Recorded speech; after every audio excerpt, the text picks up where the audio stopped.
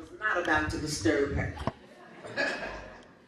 Excellent job. Our next two presenters will work together. They will co-present, and they are Fed Ingram. And Mr. Ingram is an educator. He is the Vice President of the Florida Education Association, which represents more than 140,000 educators in the Florida school system, the public schools, colleges, and universities.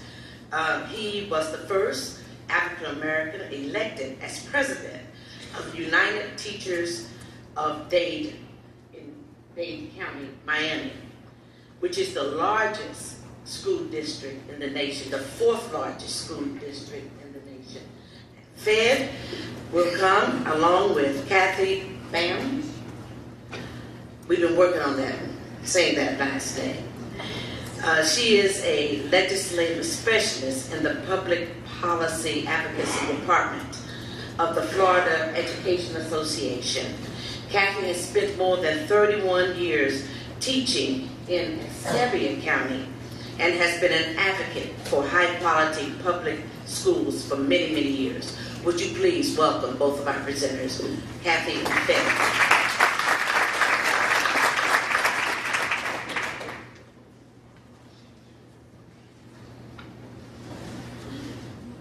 Good morning. Good morning. We've got to do better than that. We're talking about kids and education and how to make things better. Good morning to everybody. Good morning. And so, again, my name is Frederick Ingram. I'm the Vice President of the Florida Education Association. On behalf of Joy McCall, our President, and the 140,000 members that we represent, we're going to be talking about the accountability system here in Florida. So there's a lot of bad things that we can talk about, and you'll hear some of those things within our policy, but we want to also give you a perspective between policy and practicality. And so Kathy Bain is one of those specialists who really digs deep and analyzes a lot of the policy issues in the state of Florida. She's a classroom teacher over 30 years experience, and she's a national board certified teacher as well. And so I want to just let you know that we're just going to give you a broad stroke of what is happening from our vantage point and our perspective, and how we can push along in that particular perspective. So I will follow up with Kathy, and she will start our presentation. That has a nice way of saying that she's the data girl. So I'm the data girl. So Florida's accountability system, when we start talking about it, we really need to understand what's involved. So this year, for school grades, we have two measures. One is student proficiency on standardized assessments that are given towards the end of the year. We have reading and math scores in elementary school. And then we add science in 5th grade, social studies in 7th grade, and then in 11th grade. And there's also our science measures, once in middle school and once in high school. Now, because we have a new assessment, there are no learning gains. And so the only thing that affects the school's grade in elementary school are the scores on the standardized test. In high school, we move on and we add a few other measures. So now we have graduation rates, and if students are enrolled in dual enrollment, AP exams, or industry certifications, and they earn those, then the schools do get some credit for that. So let me show you what it looks like, kind of in a chart. You can read across the top. We have achievement, achievement, achievement, achievement, and that's all in elementary and middle school. And then we add graduation rate and we add acceleration. So you can see there are pieces missing that we ought to be considering. I'm a little bit shorter than Vice President Ingram. So next year we will start looking at some learning gains, but you can see that our accountability system, with one exception, is based on test scores. And that one exception is graduation rate, which is based on test scores. Now, school grades in Florida, if we break them down this year, this is what it looks like. And I'm going to go through a whole lot of data. I know you can't take in all of it all at once, but I understand that the presentations will be available to you. And so if you have more questions or you want to study and get in touch with us, you're certainly welcome to do that. But you can look at the disparity based on income of the grades. So 65% of the A schools come from schools that have less than 50% poverty. 7% of the D and F schools come from low poverty schools. And it's kind of sad, but low poverty in Florida is less than 50%. Our average rate runs around 50% across the state every year in and out. Now go down to the bottom and look at the F schools. D's and F's, 64% of those schools come from areas with greater than 75% of the students enrolled in poverty. So you can see that there seems to be a correlation. One of the things that we believe about the accountability system is that it's simply a proxy for minority status and for low income status. So that's really not where it ought to be. We also looked at it another way. I'm one of those science teachers, and so I want to have confirmation of evidence by looking at different measures of the same thing. So we averaged the schools in poverty. And again, you see the difference in the A schools and the F schools for both minority students and those that are in economically disadvantaged communities. Leon County, since I thought that we would have folks from this region, these are the schools based on grades and then based on percent minority, percent low SES. Now, I have not included the C schools because we're focusing on the outliers. One of the things that we want to do is we want to find those that are in the wrong category, for lack of a better description. What is it that they do that's different? Now, to look at it another way, we took the average, or the percent minority, the percent low income, added those two numbers together, and then matched that to the school grade. Again, you all see, I can hear the gasps. It is bitterly disappointing to me to see that kind of data. Third grade retention. One of the things that we hear a lot about is our fourth grade NAEP scores. The year our NAEP scores improved was the year that three things happened. We began retaining all third graders who didn't read at grade level. The class size amendment was passed and we began implementing that. And students who had low test scores were moved into school voucher opportunities programs. The thing that hurt me the most, if you will look at that last line, is this piece right here. When we look at NAEP, 2015 math scores are not significantly different for Black students, separately for Hispanic students, and separately for students who are eligible for free and reduced lunch. I'd like to see some progress, but you can see it's not there. Now let's go on to 8th and 12th grade. What we see in 8th and 12th grade confirms the same data. The farther we go along in our system, the greater the gaps. And you can see the gaps remain. And the gaps remain not only based on economics and based on minority status, but it also remains in Florida compared to the rest of the country.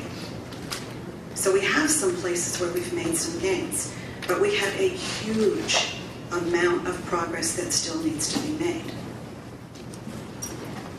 About the other test scores, these are ACT and SAT. The first of the two numbers is Florida's average. The second of the two numbers is the United States average.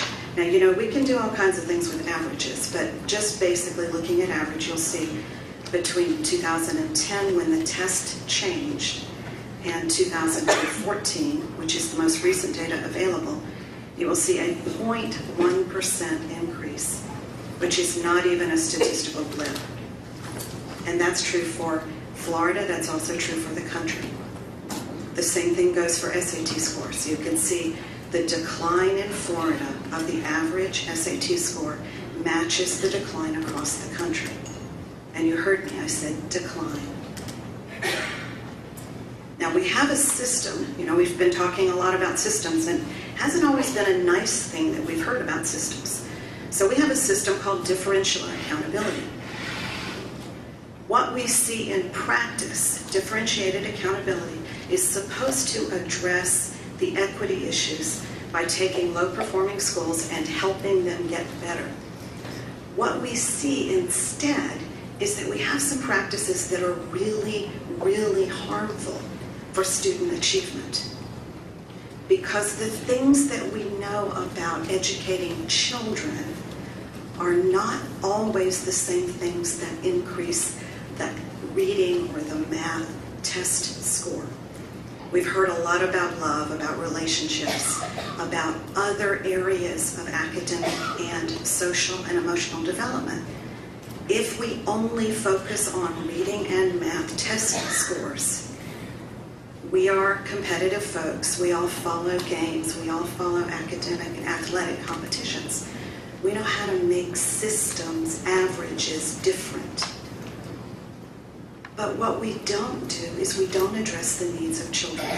So we go into these low-performing schools, the ones that have been labeled as low-performing schools. We see they don't have as much access to art, to music. We had parents in the Capitol this year fighting to have recess for little kids. Why do we have to have a law for recess for little kids, really? But the focus is on the test score. And the theory behind the focus is we have to get them to read more and read more and read more. We're not teaching them anything but isolated little bitty pieces of skills. We are not broadening their context or their content. And so they pass third grade, can't read because they don't have the context and the background. They don't have the broader exposure to all of those other areas that we know must occur for a whole child to be able to be educated. These are the policies that have led to that. We have emphasis on test scores, and I can't say that enough. It's not so much the tests as it is the energy and the time that is consumed in preparing for the test and then administering the test. The children lose learning time.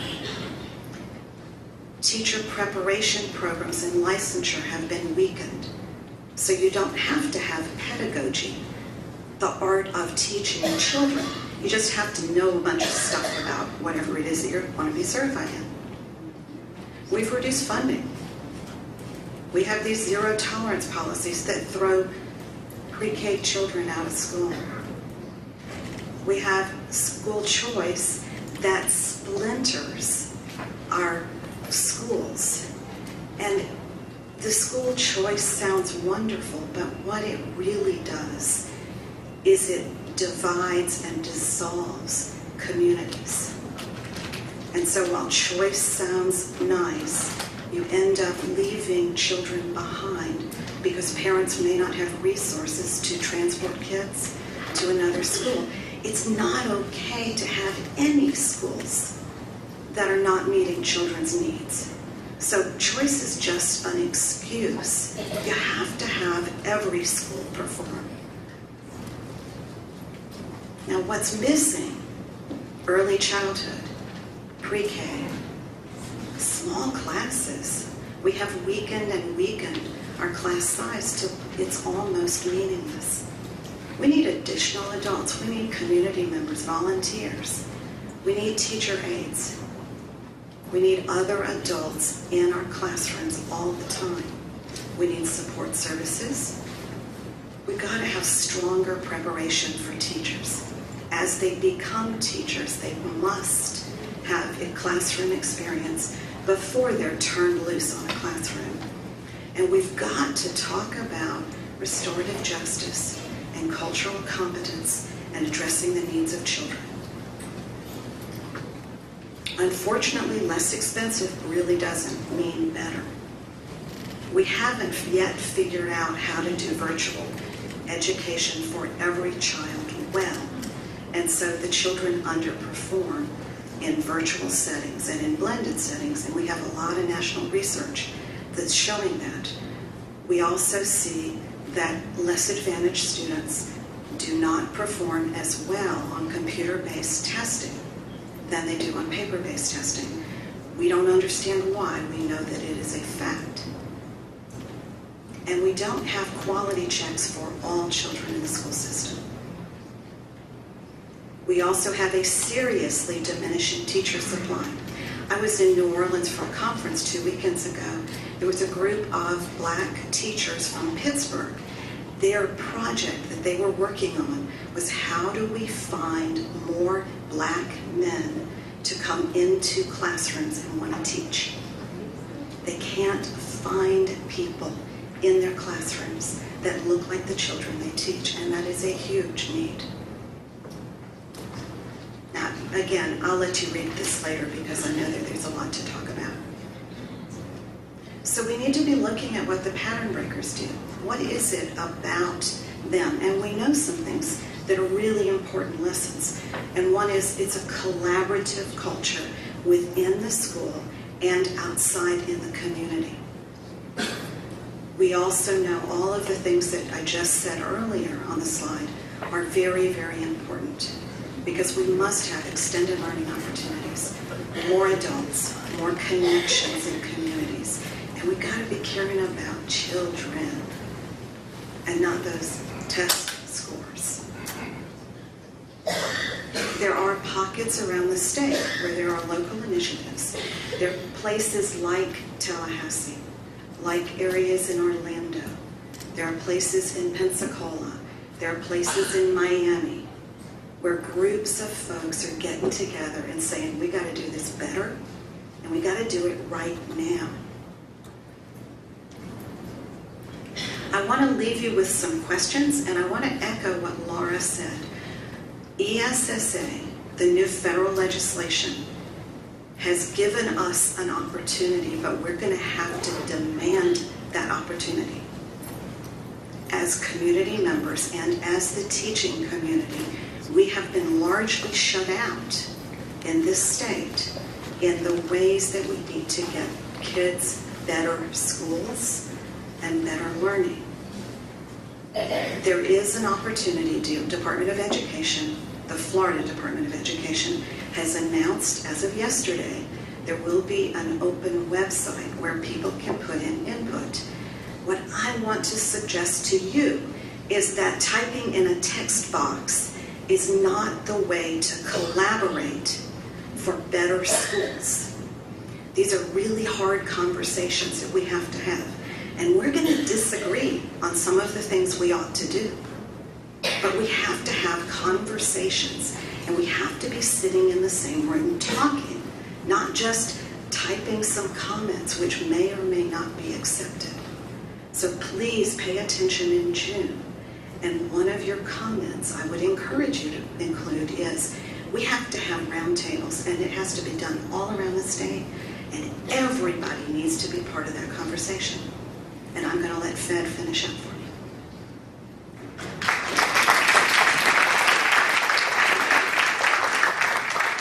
So thank you so much for hearing some of our statistics. I just really want to throw some practicality here. I grew up and I wanted to be a rapper. That's all I wanted. I grew up in Miami.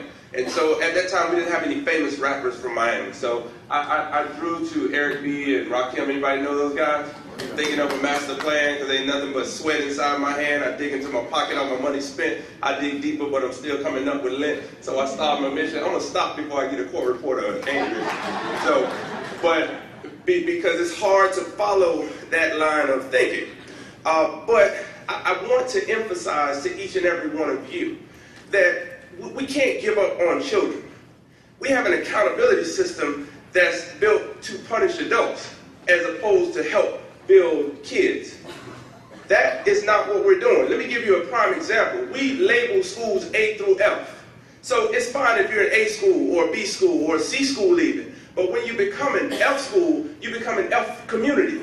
You become an F household. You become an F business. You become an F healthcare system. Because if you're smart, then you learn not to move your business in an F community. You learn not to do certain things. Don't go over there with those folks because they are. And we've labeled things all our lives in every period of time in our country. So I'm telling each and every one of you that this accountability system only starts there. It doesn't end there. She mentioned about minorities going into teaching. Listen, I'm not suggesting to you that that's the panacea. I'm suggesting to you that that is one of the spokes in the wheel that we've got to account for. But why, as an African-American young man, would I go back to a place where I have been disempowered, disenfranchised, told that I can't do, won't do, and I failed every test that you asked me to fail, but somehow I still rose. Somehow I still graduated college or university. Why would I ever go back? Forget the money in teaching. Why would I ever go back to a school? What suggests to me that I need to go back and help kids in the same school that did something to me that maybe wasn't fair, or maybe wasn't worth the time, or somebody told me I couldn't, I wouldn't. You know, so why would we do that? We've got to search in our souls and give our kids a reason to become educators. We need black men to teach these children, because there is a certain thing that I have that others don't have. See, I can go next to a kid and don't say a word, but they can look at these shoulders and say, no, I'm not going to try him like that. Or I can just look over my eyeglasses like this, and coming from me, because it's coming from somebody who looks like them, there is just a certain episode that happens, and I don't have to say one word. That's how I became a successful teacher. That is what we need in public education today. But everything that's about public education says, don't go back here. When you get out, if you get out, run for the hills. And that's not Tallahassee. I'm telling you that we need a refresher in what we're doing to our kids. We talked about mentality in the last panel. The gentleman was really, really smart. And these folks, we're socializing these kids to be anti-public education or anti-school. And so what happens when they have their own kids? When they have their own kids, then the cyclical effect is school wasn't good for me, school's probably not going to be good for you, and we keep grinding our children through the meat grinder of what we call public education. And I'm suggesting to you that the teachers are being forced to push an agenda that they don't believe in. They don't believe in it because I went into teaching not for the money, because I love music. My crowning joy was that I'm a band director all my life. But when they told me I couldn't teach band, that it was going to be an after-school program, that I had to teach reading and math and all of those things were important, but my college degree says music. And I know what it did for me. And I know what it could do for them. Then I decided, I said, I have to do this in a different way. I have to advocate for these folks. I have to make a way out of no way for the children that come after me. So I'm suggesting to you that we have some problems. My last comment, and I know the time is coming up, I'm asking each and every one of you to look into some work by Ivory Tosin at Howard University. Because he suggested in his white papers, Breaking Barriers, that we spend so much time studying and testing failure that we forget that these kids are succeeding. And what your level of success may not be the measure of success for a kid in a neighborhood who sees themselves as successful but never get validated.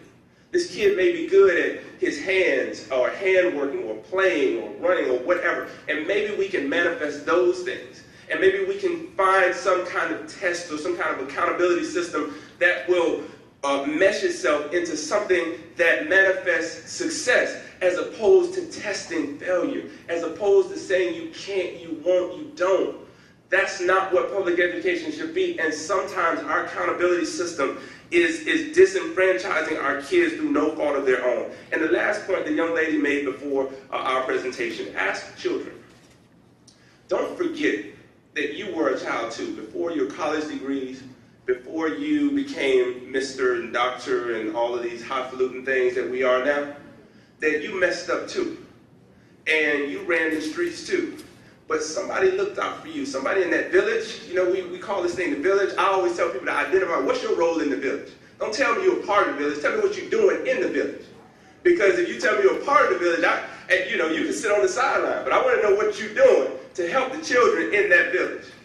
Don't forget that these kids have a voice. Don't condemn these kids to failure because of the way they look. I had an afro long before it was popular. I braided my hair long before it was popular to do cornrows. And I still ended up being somebody to somebody. And all these kids have a shot. And so I tell this to the University of Iowa or FAMU or Bethune-Cookman or wherever you are.